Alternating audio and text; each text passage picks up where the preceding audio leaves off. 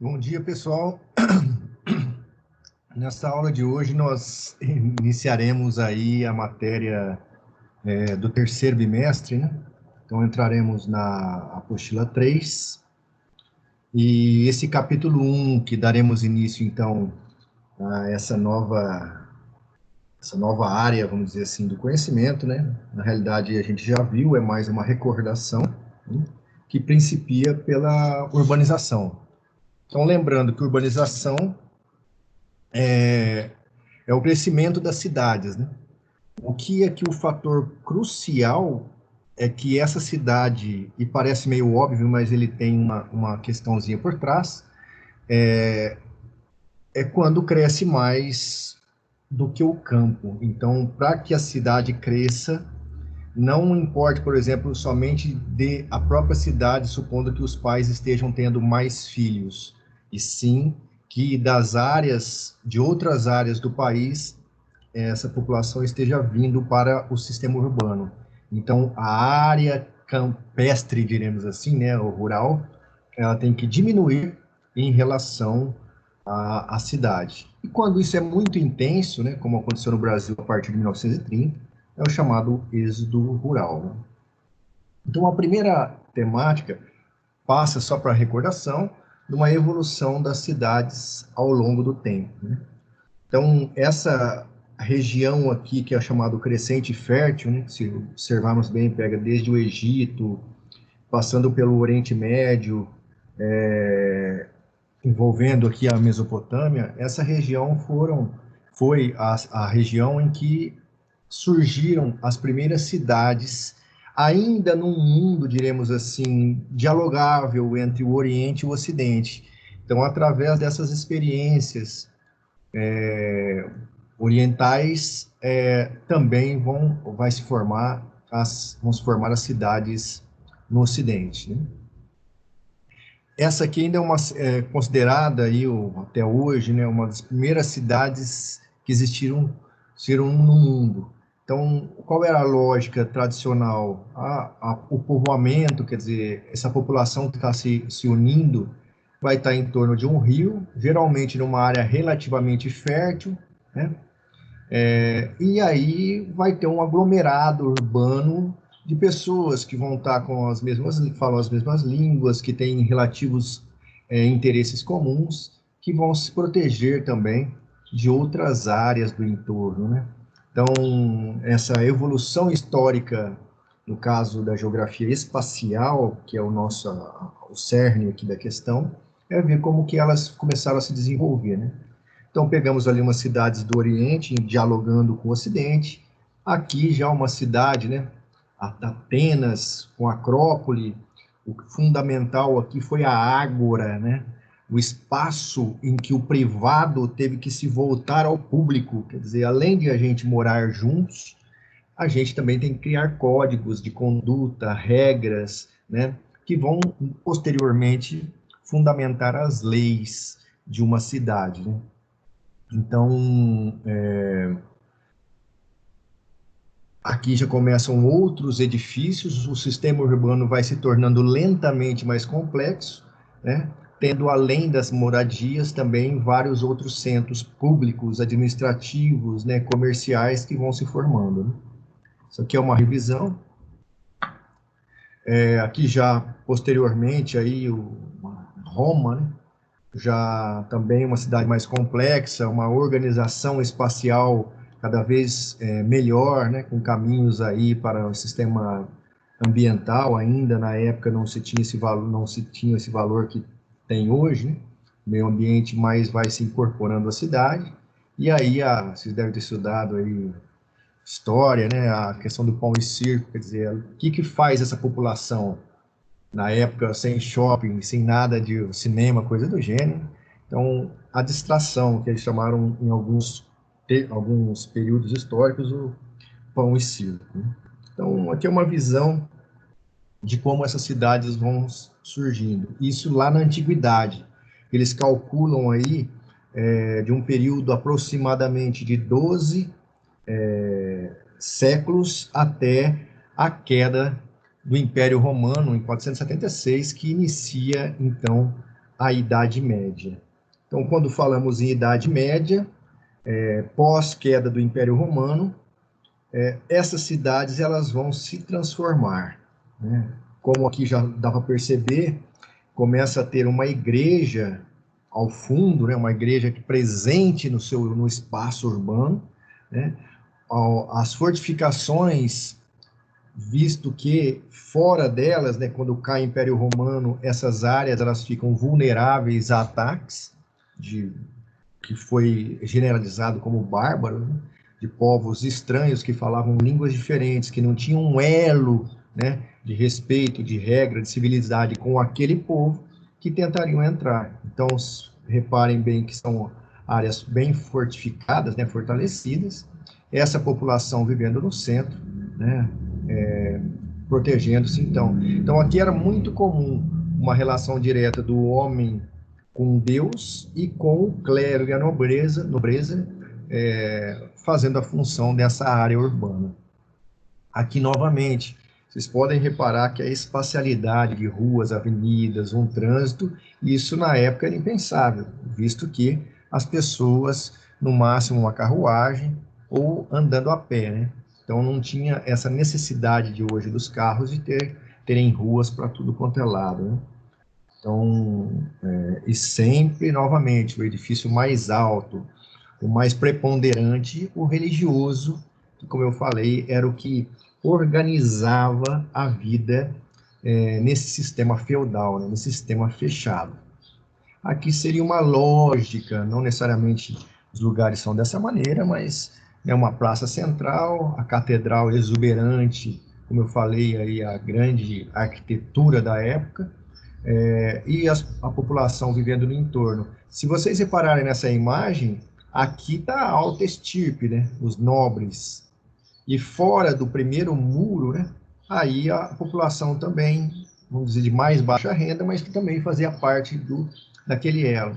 E fora dessas áreas, fora da muralha,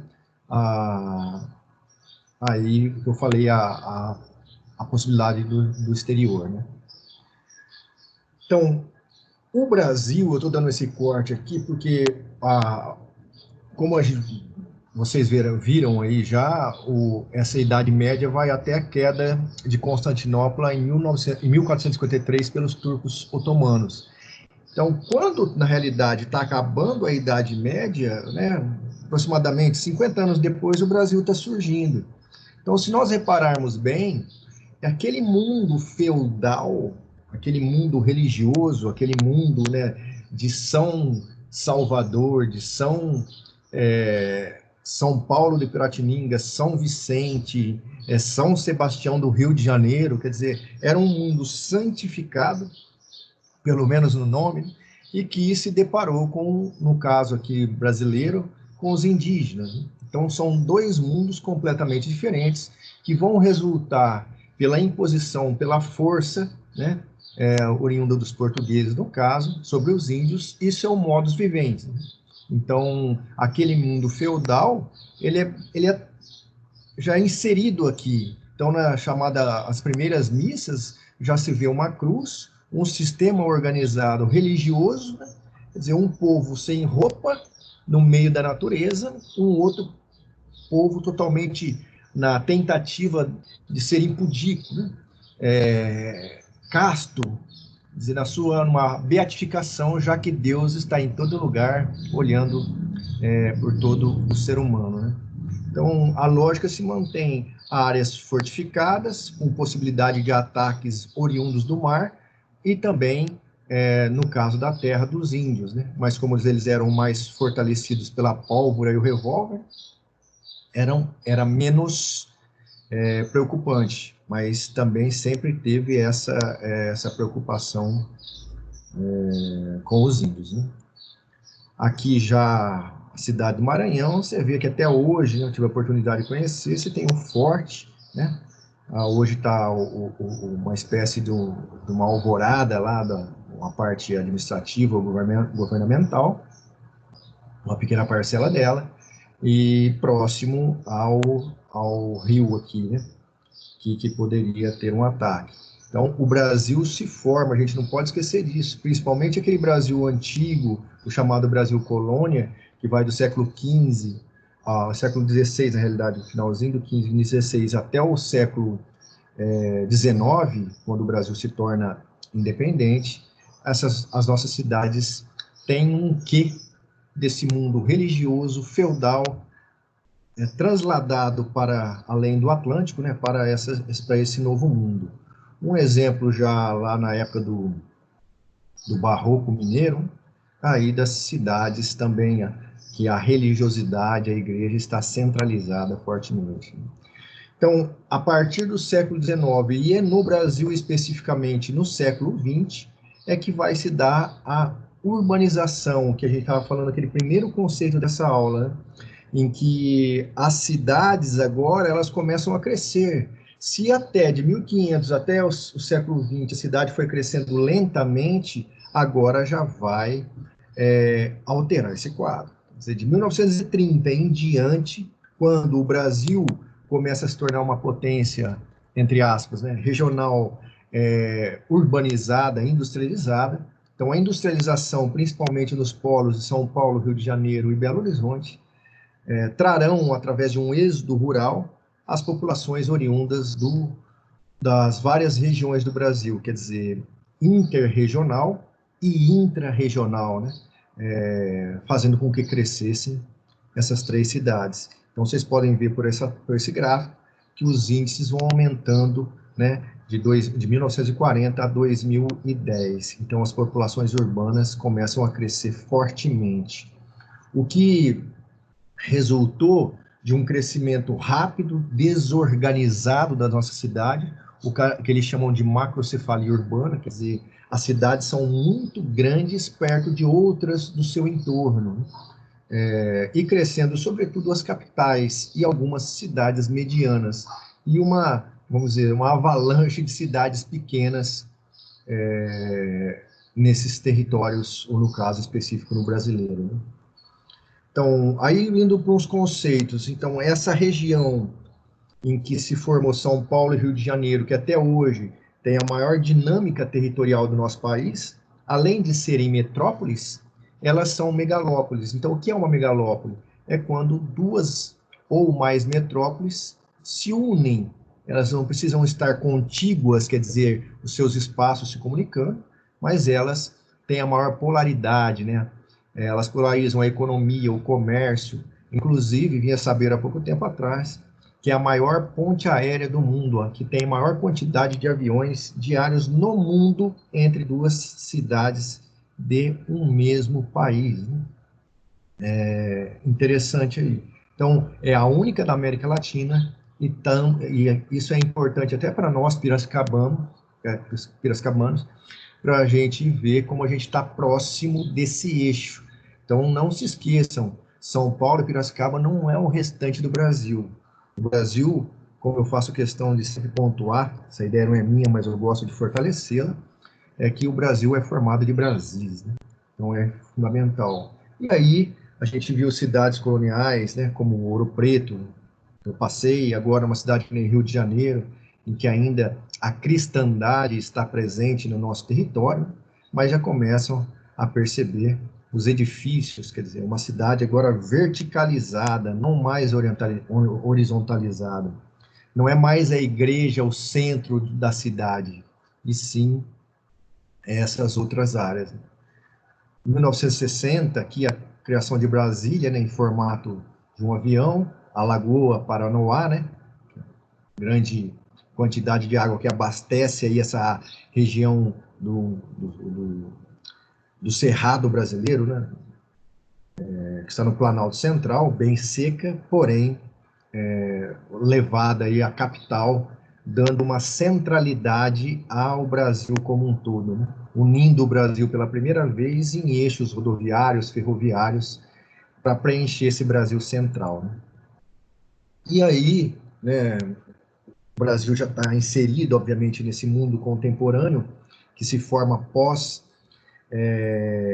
Revolução Francesa, né, que os poderes do Estado-nação se dividem em executivo, legislativo, judiciário, e as cidades com o processo de urbanização iniciada da Inglaterra já começa a dar um dinamismo cada vez maior. Então, a metrópole, como a gente viu, é a cidade principal de um país, estado, província, a região que polariza a economia.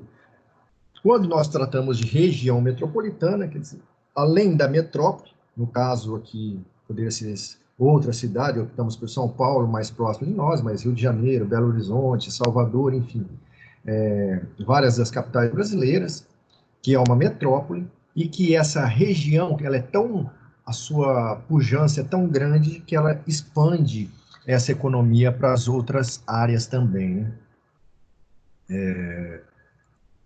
Aqui já uma outra capital, né, fugindo do Brasil, como dá para ver lá ao fundo o Monte Fuji, que é a cidade de Tóquio, né? Então, uma metrópole muito grande, também faz parte de uma megalópole. Aliás, não se esqueça disso, vocês que estão aí próximos a prestarem vestibulares, que uma cidade somente ela não é considerada megalópole. A megalópole, que nem no Tóquio faz parte, São Paulo faz parte, Rio de Janeiro faz parte, mas ela tem que ser duas ou mais metrópoles. Então, não vão confundir isso. Aqui também eu peguei essa imagem que é interessante para ver um mar, né? Quer dizer, como é que você gerencia uma cidade nessa dimensão? E aí de tudo, né? Das coisas boas de arte, culinária, vestimenta, de avanços nas universidades, medicina, enfim, até violência, infelizmente, poluição, né? Uma cidade opressora muitas vezes, né? Então, se a gente pegar uma cidade do estilo clássico, qual era a lógica? Uma cidadezinha, uma vila, se comunica com uma cidade local, que se comunica com uma cidade, com um centro regional, que dá um próximo passo para uma metrópole regional até chegar à metrópole nacional. Porém, esse esquema atual, ele já ficou, entre aspas, eu diria, nem desconfigurado, mas ele teve uma outra formação. Quer dizer, a vila, a cidade local, o centro regional, a metrópole regional, ela já tem esse veio, seja por WhatsApp, seja por telecomunicações, seja por rodovias, ferrovias, você já tem uma comunicação cada vez mais direta devido aos avanços da globalização aí. Conurbação é quando aquele... Tomem cuidado também, porque se a gente pensar bem, todo limite territorial vai encontrar um outro limite territorial. Mas esses limites territoriais nem sempre estão com pessoas vivendo nele. Às vezes é uma área campestre, né? Uma área rural. Mas quando nós temos populações que perpassam a área territorial, quer dizer, que você não sabe em que cidade está, né? Quer dizer, aqui está o limite territorial, mas as populações aqui, às vezes está passando de carro, você levou duas multas, por exemplo, uma em Maringá e outra em Paysandu, né? Você não sabe em que cidade foi essa multa, né? Que você tomou. Então, aí vai ter valores diferentes e cidades diferentes numa área conurbada que a gente não sabe muito bem aonde está, né? Devido a essa fronteira cheia de poros, diremos assim, sem estar claramente demarcada, né? Uma cidade global são cidades, de uma forma geral, as cidades globais, são cidades que elas têm uma conexão com o mundo, seja do ponto de vista religioso, seja do ponto de vista cultural, seja do ponto de vista administrativo, ambiental, não importa. Ela tem um nome tal, alguns elementos cruciais que fazem com que ela tenha uma conexão global, né? E obviamente, ela entra nesse eixo da globalização e nesse mundo que está cada vez menor pelo tamanho, né, dos avanços das telecomunicações, dos transportes, enfim, do comércio cada vez mais rápido com o mundo todo, né? Aqui já é as megacidades. Então, megacidades são cidades que têm acima de 10 milhões de habitantes. Pessoal, não interessa se essa cidade ela é desenvolvida, subdesenvolvida e desenvolvida, não importa. Se ela tiver acima de 10 milhões de habitantes, essa cidade é considerada uma megacidade. Se a gente reparar no tempo que as primeiras cidades que se desenvolveram foram as cidades industriais dos países desenvolvidos, lá se formaram as primeiras megacidades. Neste momento do mundo, as cidades, a maior quantidade das megacidades são de países em desenvolvimento. A tendência é que a partir de 2050 e cada vez mais serão cidades, as megacidades serão cidades de países subdesenvolvidos, em que as populações desses países subdesenvolvidos estão crescendo fortemente, enquanto que as dos em desenvolvimento estão já chegando no seu limite máximo de crescimento, e dos países desenvolvidos, em média, elas estão decaindo, elas estão decrescendo, né? Ou seja, a urbanização já não existe mais. As cidades já são completamente, os países, melhor dizendo, e algumas cidades já são completamente urbanizados. Aqui, pegando alguns exemplos que envolvem a questão urbana, mas também a questão social, que vocês podem ser cobrados por esse palavrão, que é a segregação socioespacial. Quer dizer, o que é segregar socioespacialmente? É significar que os espaços, eles têm seu custo, né? Tem um alto preço, e, obviamente, à medida que você tem mais capital, mais poder, você vai viver em áreas mais estáveis, com melhor qualidade de vida, com maior segurança, mais amplas, né?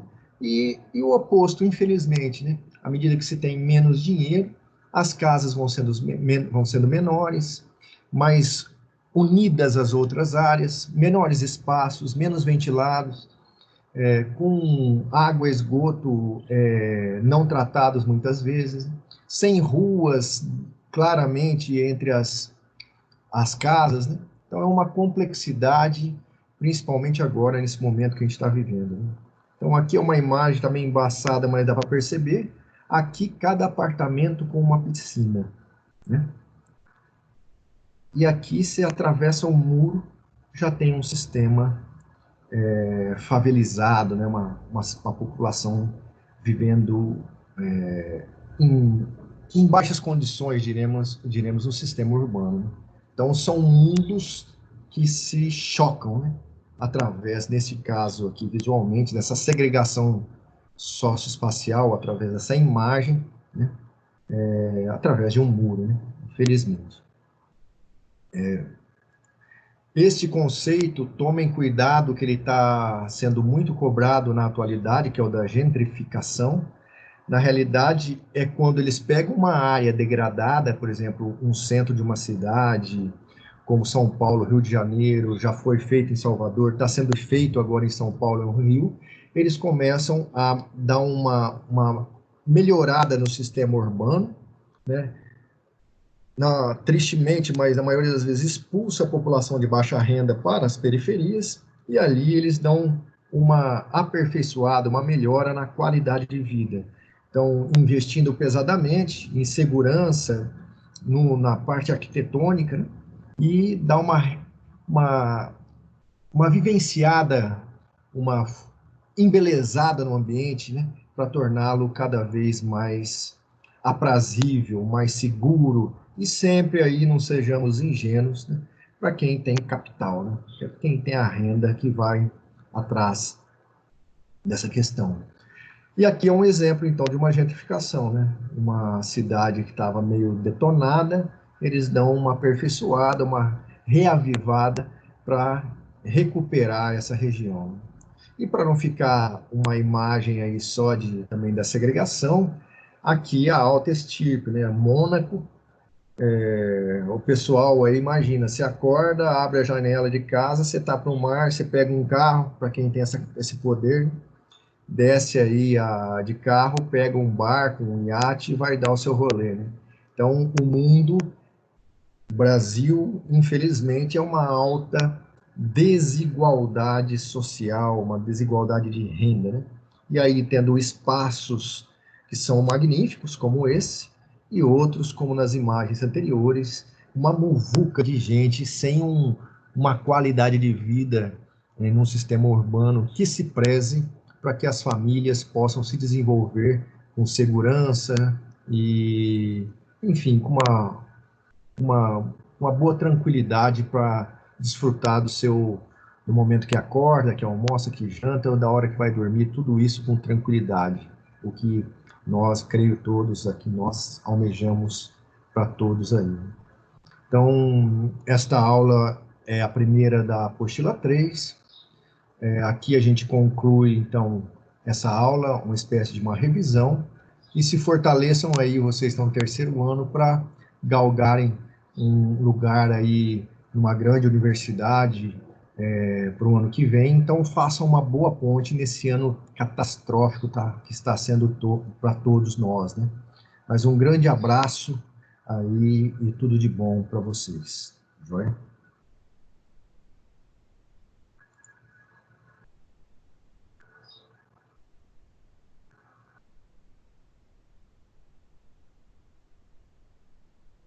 Se acerta deixar, né?